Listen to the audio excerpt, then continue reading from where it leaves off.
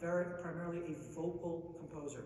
Yes, he was a pianist, or played a chord as well. Actually, do you know what his favorite instrument was to play? Does anyone know actually the truth?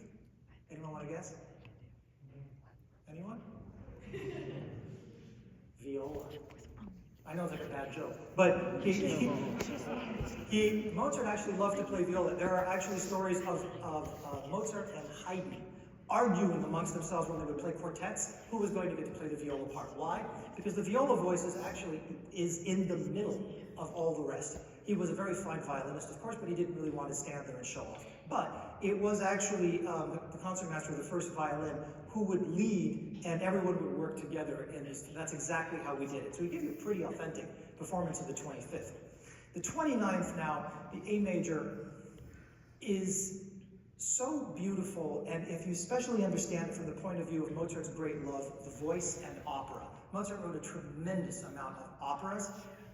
Don Giovanni, The Marriage of Figaro, Così fan tutte, all these huge, Magic Flute, these huge operas, and that's where his real love was.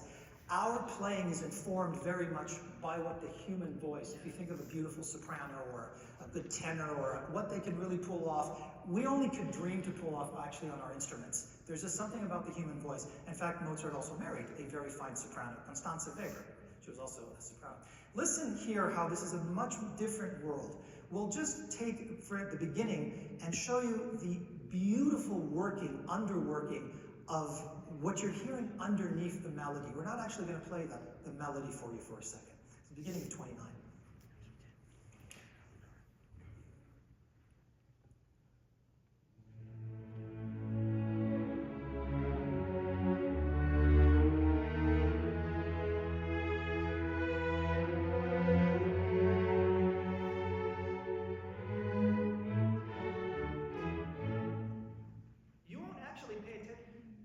You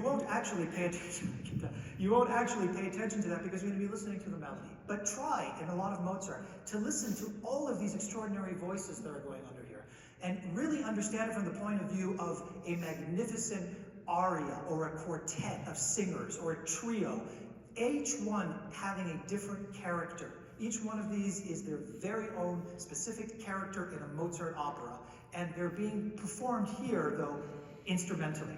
Listen to that one more time now, but listen to it now with this melody on top of it. Beginning 29.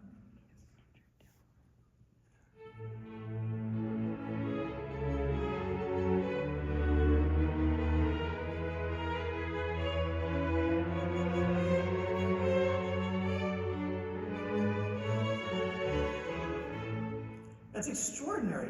First you heard only these guys, and it sounded just fine. A good composer would have just probably been able to write that, and everyone would have thought, that's a really beautiful opening, that's beautiful writing. But Mozart is not good, he's a genius, he's great, there's a difference.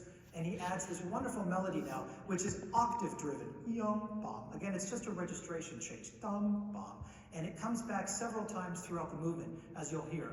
Let's play the first movement of this gorgeous symphony, one of Mozart's great symphonies, the 29th.